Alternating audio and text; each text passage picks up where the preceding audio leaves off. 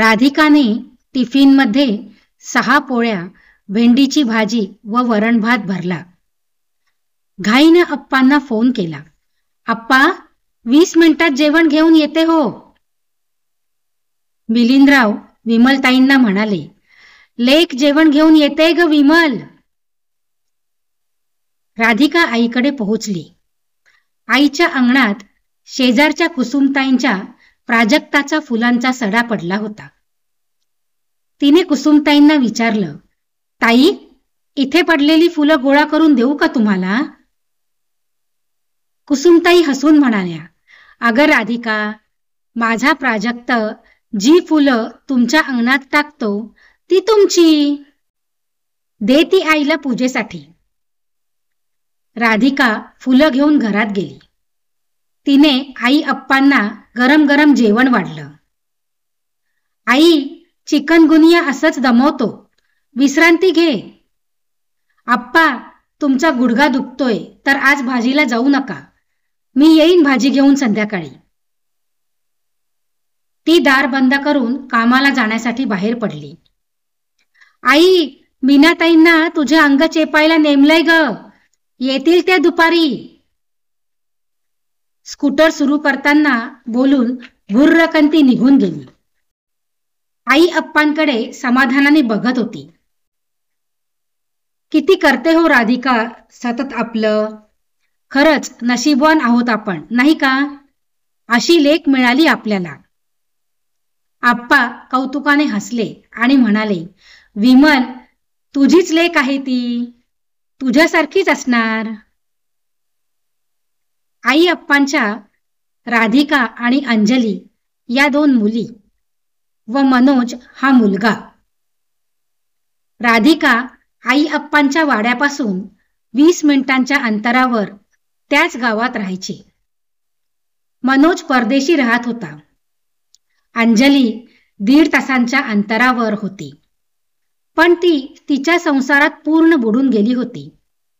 आत्ता सुद्धा आईला चिकनगुनिया झाला तेव्हा एकदा येऊन गेली होती, पण त्यानंतर आज येते, उद्या येते असंच सुरू असायचं आणि येणं जमायचंच नाही.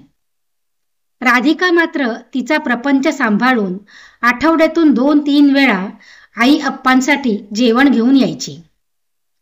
हा रिवाज तिने वर्षानुवर्ष पाळला होता. उत्तम मराठी शिकवणारी शिक्षिका म्हणून तिचं नाव होतं. कितीही धावपळ असली तरी आई अप्पांना काय हवं, काय नको हे बघणं कधीच बदललं नाही. तिचा नवरा समीर व मुलं सुद्धा आई अप्पांचं मनापासून करत असत. अंजली तिला म्हणत असे, राधिका, तू अति करतेस बाई, तुझ्यामुळे मी वाईट ठरली आहे. राधिका म्हणे, ताई, असं का बोलतेस ग? शेजारच्या कुसुमताईंना अंजली चांगलीच माहीत होती. त्या म्हणत, राधिका, तुझं मन तुला जे सांगतं ते तू करत जा. आई अप्पांचा वाडा खूप मोठा होता. 3 मजली वाड्यात प्रत्येक मजल्यावर 4-4 खोल्या होत्या. अप्पांच्या 3 पिढ्या तिथे राहिल्या होत्या. वाड्याची योग्य वाटणी कशी करावी या विचारात अप्पा होते. त्या संबंधित चर्चा करावी म्हणून त्यांनी अंजली व राधिकाला घरी बोलावले होते. मनोजने फारसे काही ठेवलं नव्हतं, त्यामुळे त्याच्याशी बोलण्याचा प्रश्नच नव्हता. 56 कारणं देत अंजली एकदाची तिथे येऊन पोहोचली. पण वाड्याच्या वाटणीची चर्चा आहे हे ऐकताच तिचा स्वर नेहमीपेक्षा जास्तच गोड झाला होता.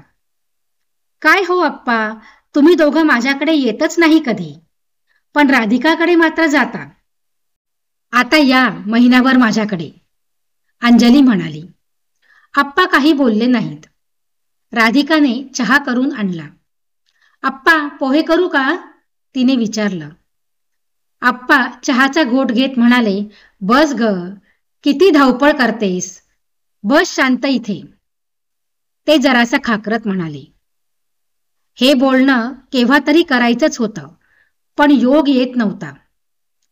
या वडिलोपार्जित वाड्याचं काय करावं हा विचार ही व मी गेले कित्येक वर्ष करत आहोत.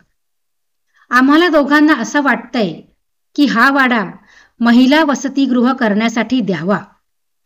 कित्येक टाकलेल्या अनाथ घटस्फोटित महिलांना राहण्यास जागा नसते. हाल होतात त्यांचे. अंजलीचा चेहरा रागाने लाल झाला होता. आप्पा, आम्ही कर्ज काढून बंगला बांधला या वाड्याच्या जीवावर. मला वाड्याचा 1/3 भाग मिळेल असं वाटलं होतं. मला मुलांना परदेशी शिकायला पाठवायचं आहे. हे सगळं माहीत असून सुद्धा तुम्ही वाड्याचं वसतिगृह करायचं ठरवलंच कसं? घरचे मरू देत, आम्ही बाहेरच्यांची काळजी घेतो असंच ना? आणि हो, राधिकाच बघणार असेल ते वसतिगृह. म्हणजे काय, सगळा वाडा तिलाच मिळाल्यासारखं आहे. आत्ता कळलं मला की सतत ही तुमची सेवा का करत असते ते. राधिकाचे डोळे भरून आले होते. ताई, काय बोलतेस तू? अगं, आई अप्पांनी किती कष्ट केले आहेत आपल्यासाठी. आता त्यांना होत नाही म्हणून मी जमेल ते करत असते त्यांच्यासाठी. वाड्याचा विचार सुद्धा माझ्या मनात नव्हता. माझ्या 4 खोल्यात मी आनंदी आहे. तेवढ्यात मनोजचा फोन आला. आप्पा, मला कळलंय की वाड्याच्या वाटणीची मीटिंग आहे. मला माझा वाटा हवा आहे. मला न कळवता वाड्याची वाटणी कशी करू शकता तुम्ही? मनोज, वाड्यासाठी का होईना फोन केलास, बरं वाटलं बघ, आप्पा म्हणाले. अंजली रागावून घरी निघून गेली. राधिका घरी जायला निघताना अप्पांना म्हणाली, अप्पा, आई, त्यांचं बोलणं मनावर घेऊ नका. तुम्हाला जे योग्य वाटतंय तेच करा. आई कपाळाला हात लावून बसली होती. पदराने डोळे पुसत ती अप्पांना म्हणाली, अहो, एका घरात वाढलेली ही 3 मुलं, सर्वांवर सारखं प्रेम केलं. पण अंजली व मनोजची भाषा बघा आणि राधिकाची भाषा बघा. अप्पांनी चष्मा काढला. चष्म्याच्या काचा पुसत ते म्हणाले, विमल, वाड्याचं वसतिगृह करावंसं आपल्याला कायम वाटत आलं आहे. गडगंज पैसा मिळवून परदेशात राहणाऱ्या मनोजला या वाड्याची जरूर नाही. अंजलीला मुलांना परदेशी शिकायला पाठवायचे म्हणून हा वाडा नाही. राधिकाचं पण उत्तम चाललंय. आपल्या देशातील हजारो मुलींना याची जरुरी आहे आणि राधिका नक्की वसतिगृहाचे काम चोख बघेल याची मला खात्री आहे. बाहेर राधिकाची स्कूटर वाजल्याचा आवाज आला.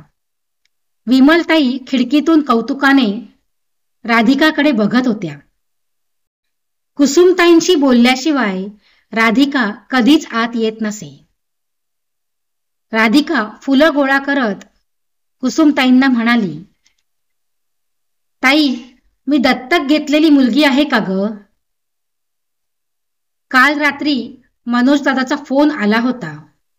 तो खूप वेडवाकडं बोलला. कुसुमताई म्हणाल्या, राधिका, तुला खरं सांगू, तुझं दयाळू हृदय आहे ना, ते अगदी अप्पांचं आहे बघ. तुझी विद्यार्थ्यांना शिकवण्याची तळमळ अगदी विमल सारखी आहे. असतील कदाचित नाक डोळे वेगळे, पण फक्त जन्म दिला तरच मूल आपलं असतं असं कुठे आहे का? विमल व मिलिंदरावांनी तुला उत्तम संस्कार दिले आहेत. तुझ्यावर फक्त माया केली आहे. आपण अंजली व मनोजपेक्षा वेगळे दिसतो हे राधिकाच्या मनात आधी बरेचदा येऊन गेलं होतं. पण तिला कधी आई अप्पांना विचारण्याची जरूर वाटली नव्हती. ती घरात आली. तिला वाटत असलेली शंका खरी निघाली होती. आई अप्पांबद्दल कृतज्ञता दाटून आली होती. डोळे भरून आले होते. त्यांच्या प्रेमाचं तिच्या ओंजळीत पडणारं माप अंजली मनोज एवढंच किंवा कणभर जास्तच होतं. आई अप्पा, सांगू का तुम्हाला? वाड्याचे 3 भाग करा. मनोज दादा, अंजली ताईला त्यांची वाटणी देऊन टाका. तुमच्या पश्चात आमचा वाटा आम्हाला मिळाला नाही म्हणून तुम्हाला त्यांनी नावं ठेवलेली मला आवडणार नाहीत. माझ्या वाटणीच्या भागाचे वसतिगृह करू आपण. आपण देणग्या मिळवू आणि हळूहळू वाढवत राहू. आई अप्पा कौतुकाने आपल्या लेकीकडे बघत होते. एवढंसं तान्हं मूल आपल्या झोळीत परमेश्वराने का टाकलं आता थोडंफार उमजत होतं. कुसुमताईंच्या प्राजक्तासारखी सुखाची फुले आपल्या अंगणात आयुष्यभर उधळणाऱ्या राधिकाला आपण उत्तम वाढवलं याचा त्यांना सार्थ अभिमान वाटत होता. मित्रांनो, तुम्हाला माझी ही कथा आवडली असेल तर व्हिडिओला लाईक नक्की करा आणि चॅनलला सबस्क्राईब करायला विसरू नका. धन्यवाद.